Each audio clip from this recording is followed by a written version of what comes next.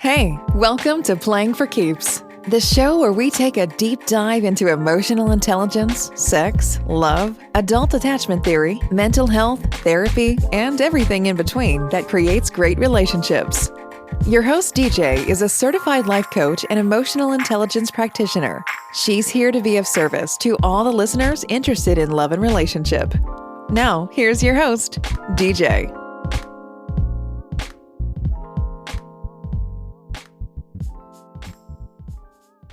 Hey everybody, it's your girl DJ with Playing for Keeps podcast, and today I have a special guest. Her name is Alison Brown.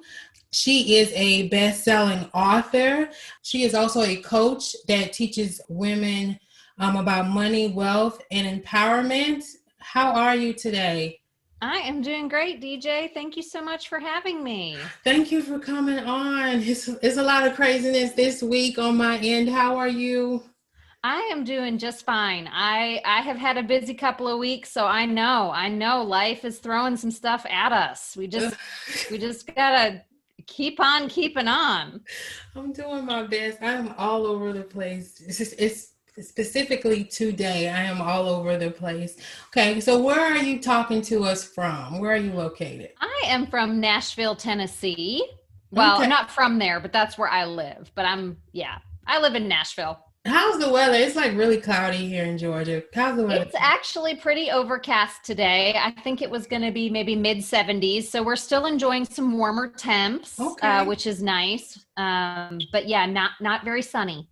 Okay. So same here. That's kind of what's going on here. There's a little bit of rain. Okay. Well, before we dive into your dating story, I would tell us about yourself. Tell us about what you do in your career. How do you help women? Tell us everything. Tell us about your book, all of that good stuff.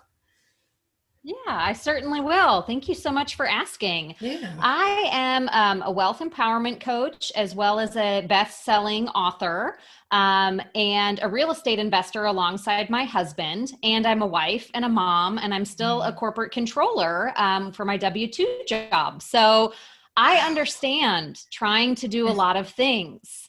So you understand the struggle. Understand the struggle. The struggle is all. But also really just having help around me, around realizing that wealth is for them. And it's not something that they should feel that is too complicated or out of their reach, or that they need a man to help them figure out. I want every woman to know that. And that is a big part of my coaching and my writing and my speaking. And the book speaks to that. It talks about my story and some things I had to overcome. It is called Saving Lives While Fighting for Mine. And it's actually a compilation of 11 different authors and how we just overcame all these different things in our lives. And it's all women that wrote into this book.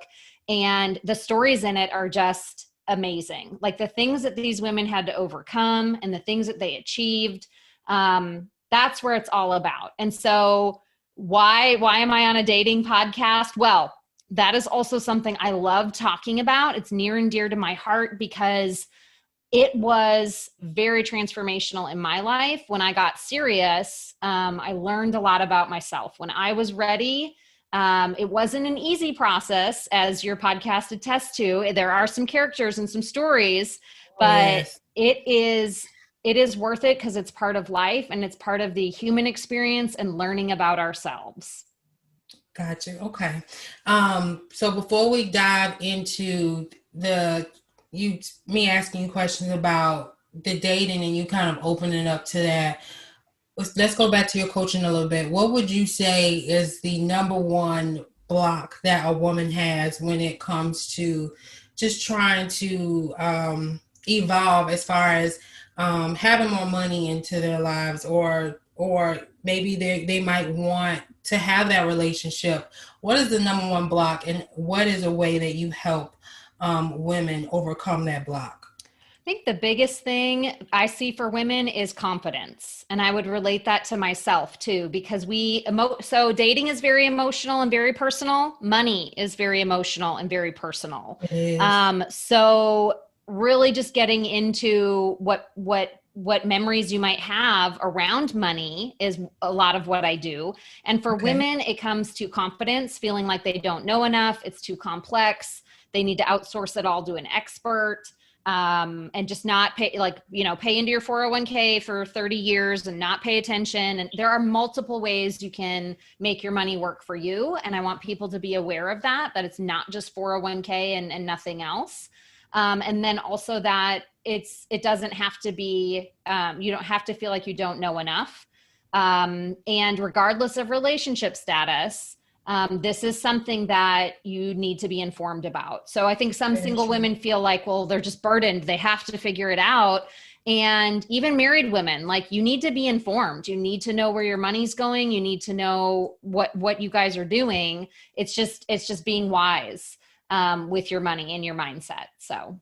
Got you. Thank you for that breakdown. All right. And then as far as dating, something that I caught that you said was, dating is very emotional, just like money is also very emotional, but specifically dating is very emotional, and it can be hard to open up. Do you mind telling us a little bit about your journey and what it took for you to open up, and if you were late in the dating game and just all of that stuff? Yeah, I sure will. I do feel like I came a little late to the dating game. I didn't go to a traditional high school, so I didn't really have a boyfriend in high school, which is fine. And I think I had my first boyfriend when I was like 19, and of course fell madly in love, and we were going to get married and all that story. And it ended up not working out. And at the time it was very traumatic. I use that word lightly because I know there are people that have been through other types of trauma that are, but there's big T trauma and little T trauma. Right. And it took me a long time to get over that. And you start to doubt yourself, like, am I ever going to find love again? And all those things. And, it just took time. And I think there was times when I was open to it in my younger 20s and mid 20s. But I just, for whatever reason, wasn't connecting with the right kind of guys. I dated, one or two guys that were probably, well, obviously not the right ones, because I didn't end up with them. Okay. Even today I was thinking about my girlfriend from college. We're still really good friends. And we went through this phase where we now look back and we just say to each other about the men we were dating. We just say to each other, what were we thinking?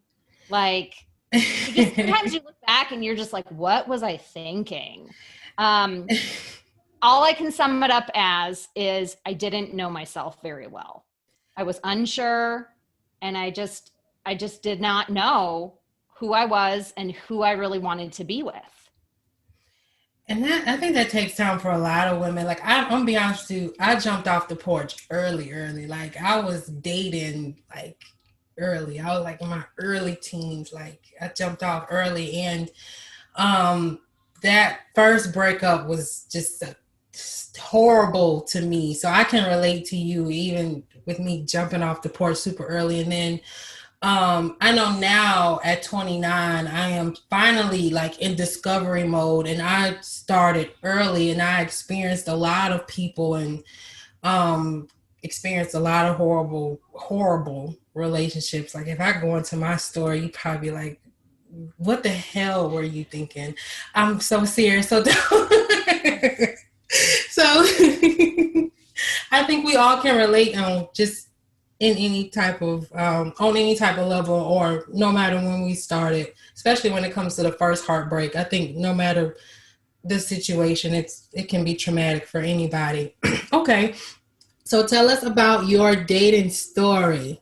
Yeah, so one of my favorite dating memories, spoiler alert right off the bat, this was not my husband. But in the process of finding my husband, I had kind of committed. I think I was about your age. I think I was 29, about to turn 30. Okay. And I just really was like, I've got to get serious about this dating stuff. Like, I knew I wanted marriage. I knew I wanted a family. I wanted those things. So how was I going to get there? So the year I was 29, I called it the year of new experiences. And I did all these things, like online dating. And then I signed up for an additional service not related to that. That was like, they'd set you up on blind dates. And I did some other things. Like, I joined a running group, started running, tried volunteering, like just all these different things to meet people. Because if you're not meeting people here's a news flash. If you're not meeting people, you won't find the one. I mean, it's That's like earth shattering, right? Rocket science. They should give me like awards for telling you all this. But so I went on this journey of just trying all these new things because I had great friends, but I wasn't being asked out. And the one guy that did ask me out in the year that I was new to Louisville, which is where I used to live, Louisville, Kentucky.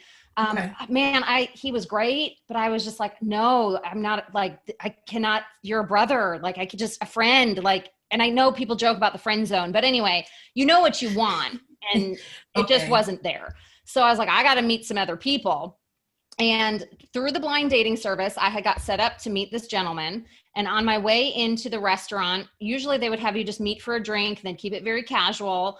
In my way into the restaurant, this complete stranger gave me a compliment. I was like, "Oh, you're looking so good. Like, you know, are you married? Or are you with anyone?" And I was like, "Well, you know, maybe I will be. You know, I'm actually going in to meet on a blind date." And the gentleman, the complete stranger on the side of the road, basically, this was not catcalling. He was like sitting on a bench or something, but he was like, man, I would love to marry you. Basically proposed to me as I'm headed into this like blind date. And I explained to him like, thank you. That's very flattering. I just chalked it up to like, I was wearing this bright yellow shirt. Clearly I was looking very good. Yeah. So, but it gave me that confidence boost. And then I went into the blind date. And I got there before the gentleman did. And when he walked in, you know, we introduced ourselves. We started talking. He ordered his drink, glass of wine, whatever he ordered. And so we're talking and, you know, he was a very nice guy. He was very accomplished. He was, you know, kind of knew what he was looking for. He was a little bit older than I was. So like all these good things. But where we did not connect was the timing. Because basically by the end of our 30-minute conversation, I almost had my second marriage proposal of the night. He was very much sold that we should go all in and pursue this. And I just wasn't sure. It just that was so unexpected to me.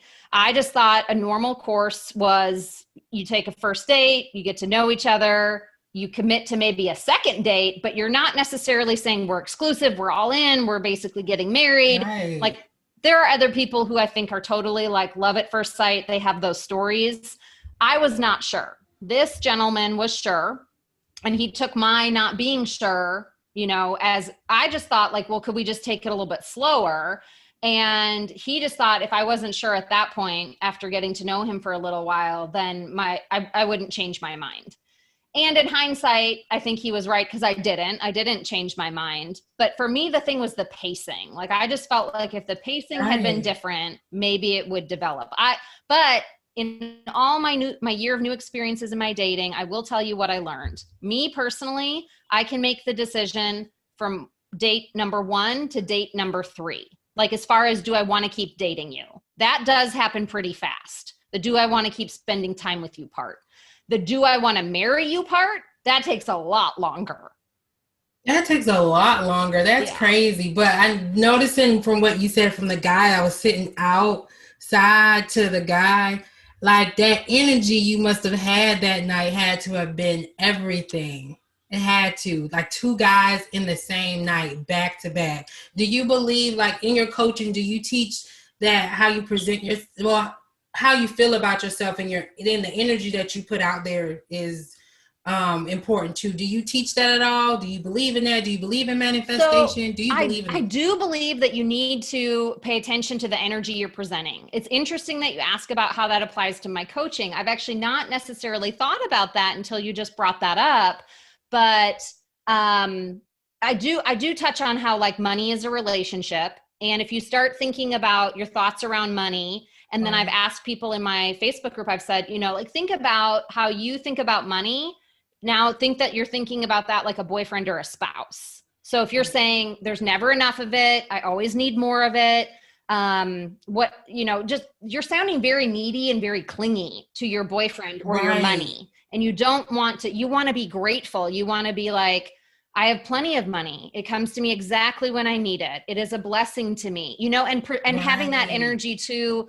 in a relationship with another human, they will pick up on that. It's important as well. I was just talking to a friend on this, you know what I'm saying? Like, especially in those beginning stages, you don't want to come off too pushy or too needy. You know, that pushes people away, and that can be applied to everything in life. Because if you are too pushy or too needy and you have to like subconsciously manipulate the situations, then it stays away from you. Same with money and same with everything else. So I am a huge believer on just manifesting what you want and learning to walk and exude that energy. So that your night to me just amplifies that. So yeah, I just had to point that out. Wow. Okay.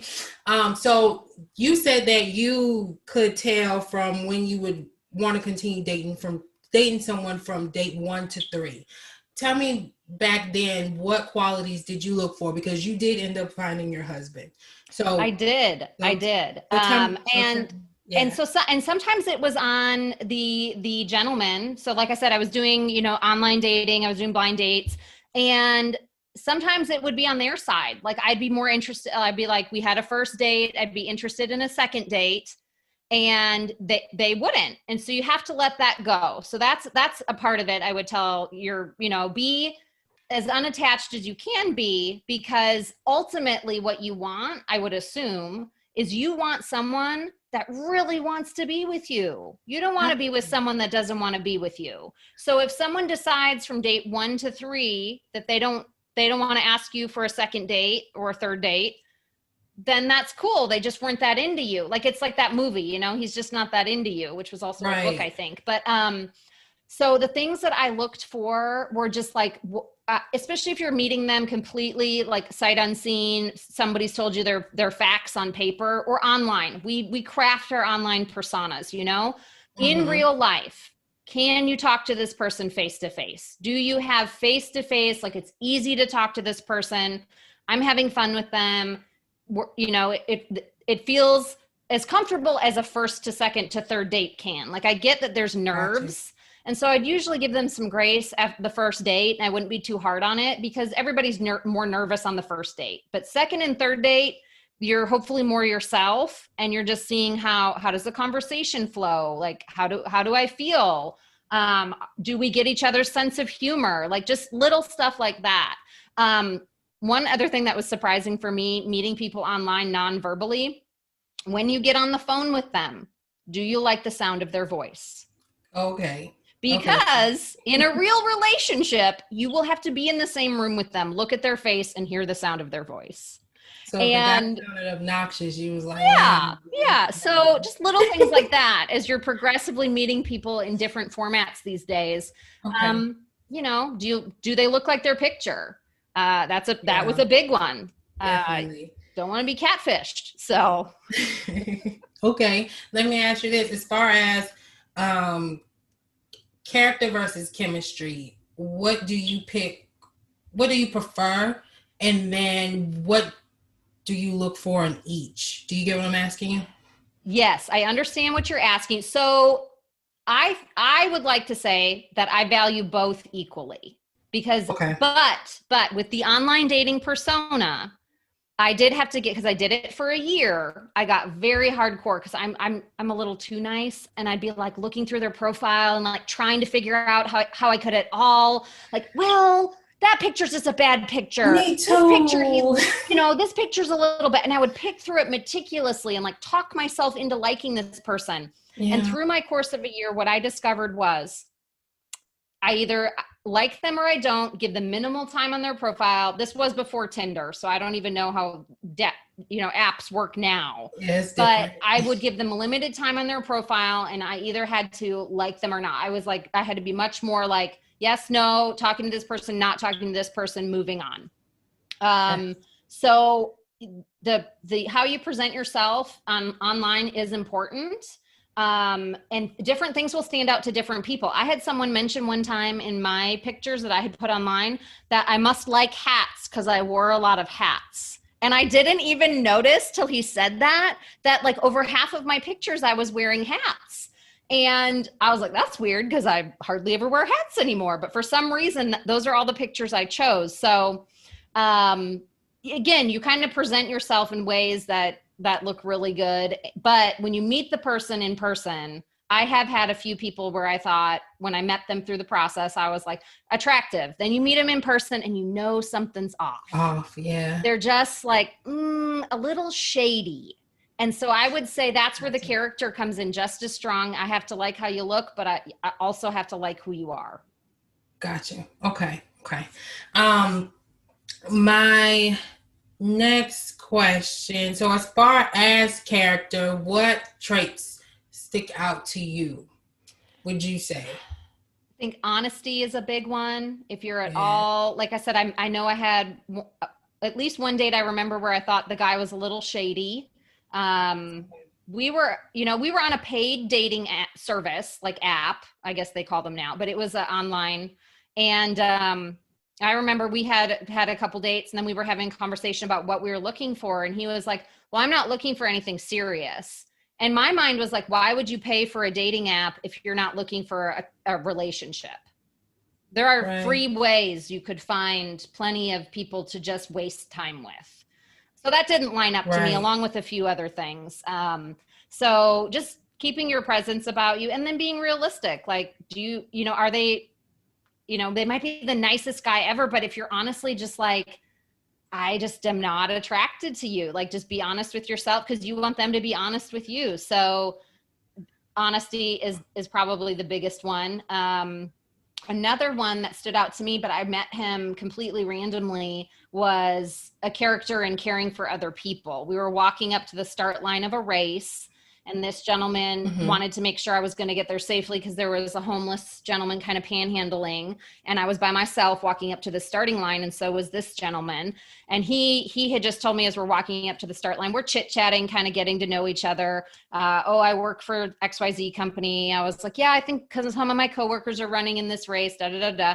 And he just impressed me so much with his character of caring for another person and making sure she would get safely to the start line, that I actually did leave a note on his windshield with my phone number. Like, hey, I call me or text me. Well, he turned out to be engaged. So that was a little like, but he texted me back and was super sweet. And he was like, I'm super flattered, but I'm engaged. And we're Facebook friends to this day, and we have running in common. But that's when I realized that's awesome. Character was really important to me because of what drew me into that gentleman.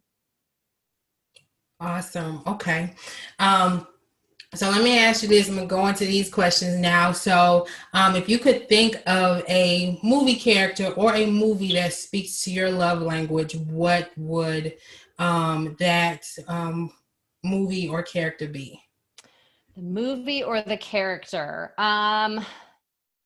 Yeah, so a movie that I watch over and over again, which just doesn't even relate to my story, but I just think it's great writing, is When Harry Met Sally. If you're familiar with that one, it's like an old movie.